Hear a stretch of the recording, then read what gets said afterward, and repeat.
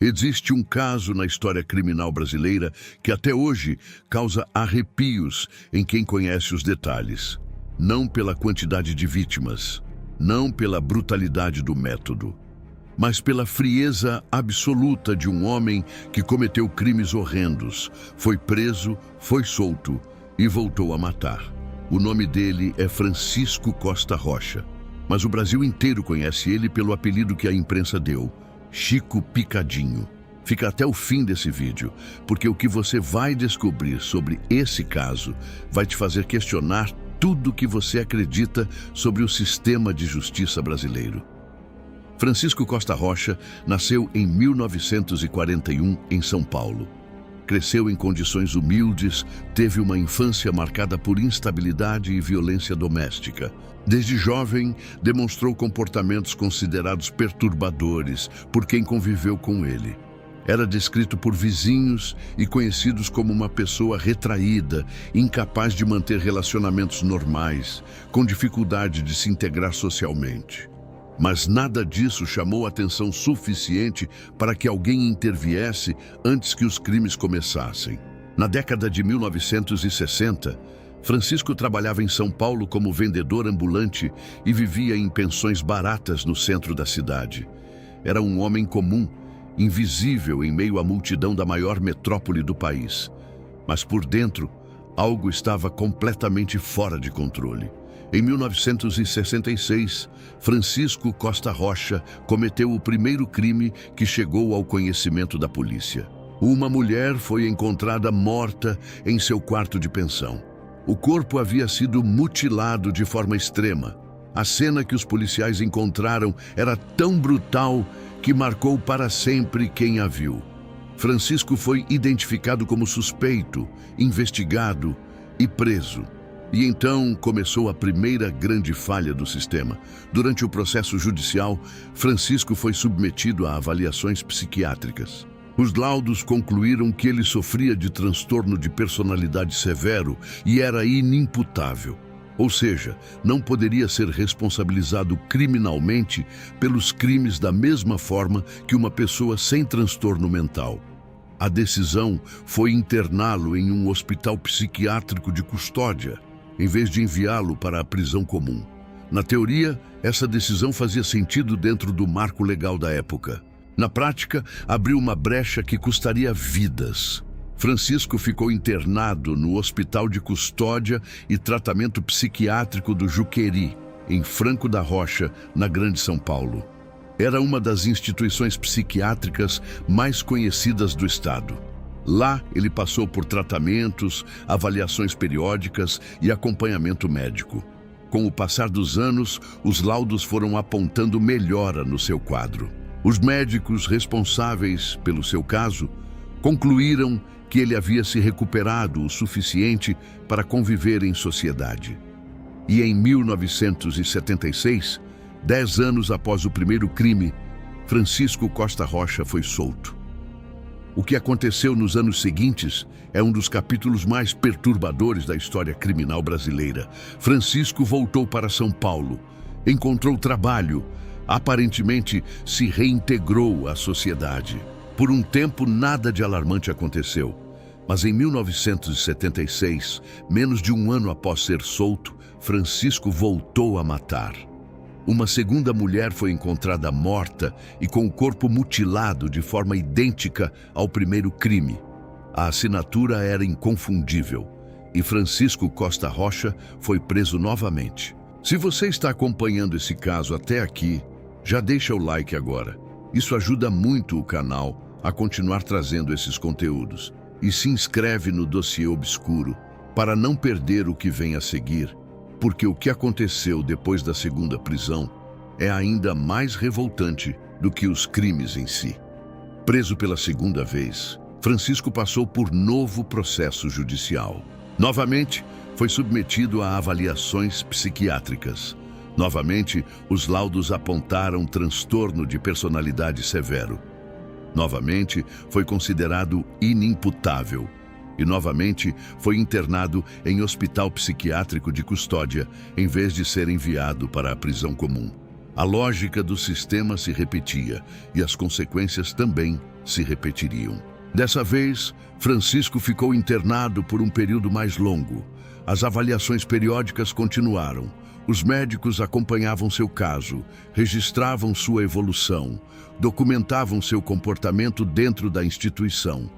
E depois de muitos anos de internação, mais uma vez, os laudos apontaram que ele estava apto para retornar à sociedade. A decisão de soltá-lo pela segunda vez foi tomada dentro dos procedimentos legais e médicos da época, mas o resultado foi o mesmo.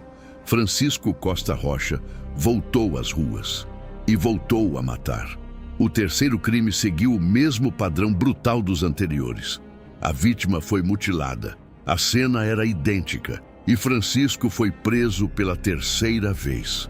Nesse ponto, o caso havia ultrapassado os limites do que a imprensa paulista conseguia ignorar.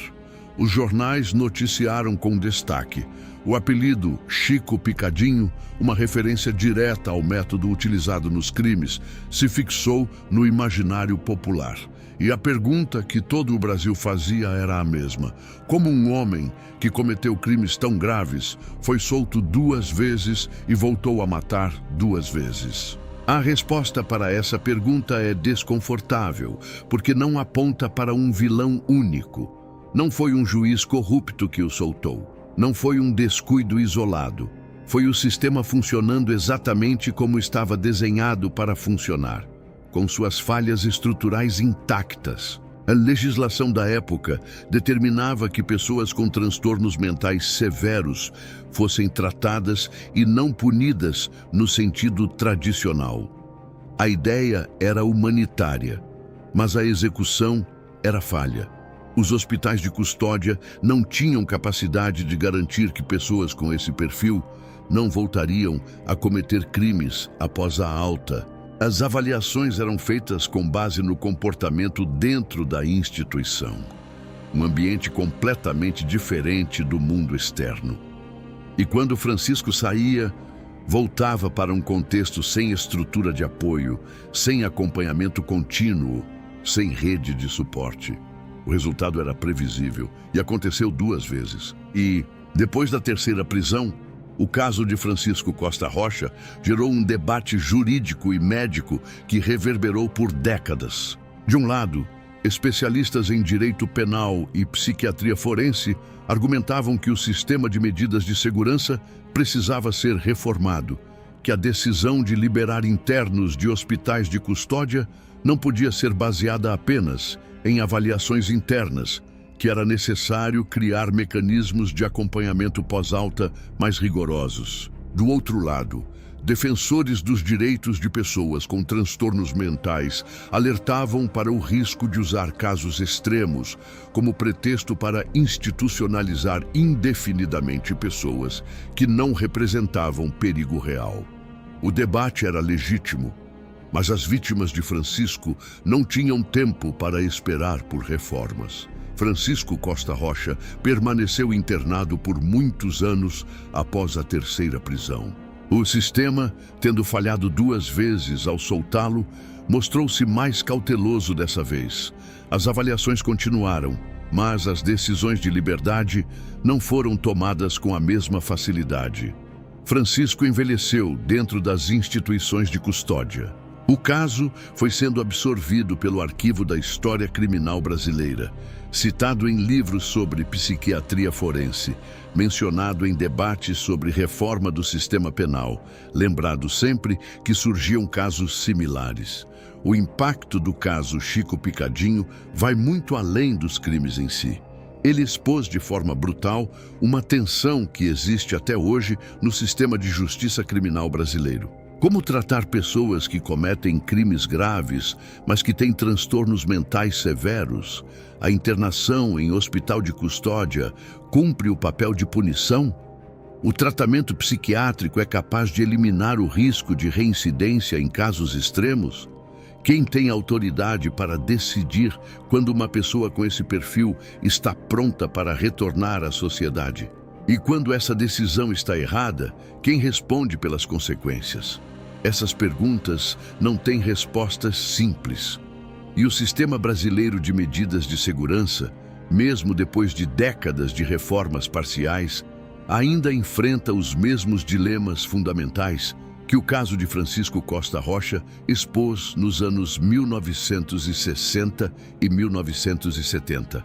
Hospitais de custódia superlotados, avaliações psiquiátricas com recursos insuficientes, falta de estrutura de acompanhamento para pessoas liberadas e uma tensão permanente entre os princípios de humanização do sistema e a necessidade de proteção da sociedade.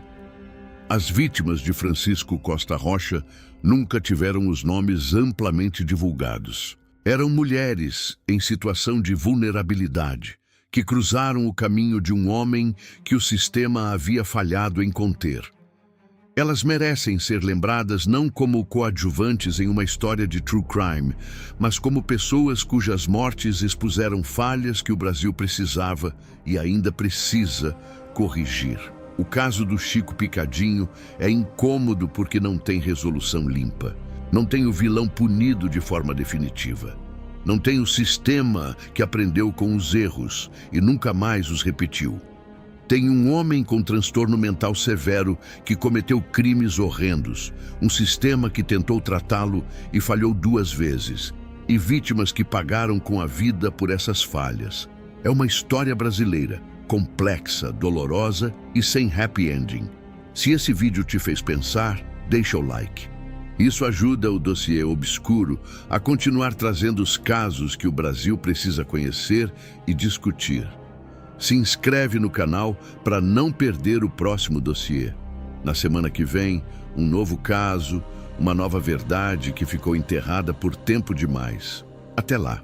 Para entender o tamanho do impacto que o caso Chico Picadinho deixou na sociedade brasileira, é importante olhar para o que aconteceu depois da 3ª prisão de Francisco Costa Rocha, do ponto de vista institucional. O caso foi estudado em faculdades de Direito e Medicina. Tornou-se referência obrigatória em disciplinas de psiquiatria forense. Juízes e promotores passaram a citar o caso quando discutiam a aplicação de medidas de segurança. E a imprensa, que havia dado ao crime um apelido sensacionalista, acabou contribuindo de forma involuntária para que o debate não fosse esquecido. Mas havia algo mais perturbador do que o debate jurídico. Era a normalidade com que Francisco havia vivido entre os crimes. Entre a 1ª e a 2ª prisão, ele havia trabalhado, alugado quartos, comprado comida no mercado, andado pelas ruas de São Paulo como qualquer outra pessoa. Ninguém sabia quem ele era. Ninguém sabia o que ele havia feito. O sistema havia decidido que ele estava curado e o havia devolvido à sociedade sem avisar ninguém, sem alertar vizinhos, sem monitoramento, sem acompanhamento. Simplesmente abriu a porta e disse: vai. Esse aspecto do caso levanta uma questão que é válida até hoje. Quando o Estado libera alguém que cometeu crimes graves, quem tem o direito de saber? As vítimas potenciais têm direito à informação para se proteger? Ou o direito à privacidade e à reinserção social da pessoa liberada prevalece? Não existe resposta fácil. Mas o caso de Francisco mostra de forma brutal o que pode acontecer quando o Estado opta pelo silêncio e erra no julgamento. A história do Chico Picadinho também é um retrato do Brasil dos anos 1960 e 1970. Um país que estava passando por transformações brutais. Urbanização acelerada, êxodo rural, crescimento desordenado das cidades, ditadura militar, repressão política. Em meio a tudo isso, crimes como os de Francisco Costa Rocha recebiam cobertura sensacionalista da imprensa, mas pouquíssima análise estrutural.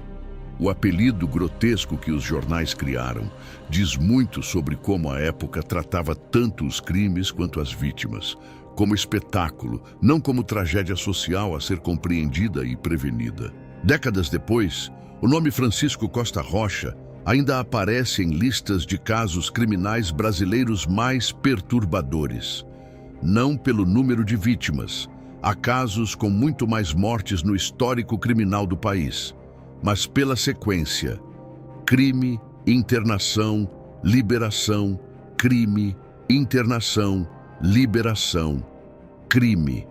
Um ciclo que o sistema não conseguiu quebrar até a terceira vez e que deixou para trás pessoas que não deveriam ter morrido se as decisões certas tivessem sido tomadas antes. O legado do caso é amargo. Não há como olhar para ele e sentir que a justiça foi feita de forma plena. Não há como olhar para as falhas do sistema e sentir que foram completamente corrigidas. O que há é a certeza de que ignorar casos como esse, tratá-los apenas como curiosidades macabras do true crime, é uma forma de garantir que os erros se repitam. E o dossiê obscuro existe exatamente para impedir esse esquecimento. E é por isso que esse caso importa ainda hoje. Porque as perguntas que ele levanta sobre saúde mental, responsabilidade criminal e proteção da sociedade continuam sem resposta definitiva no Brasil de 2024.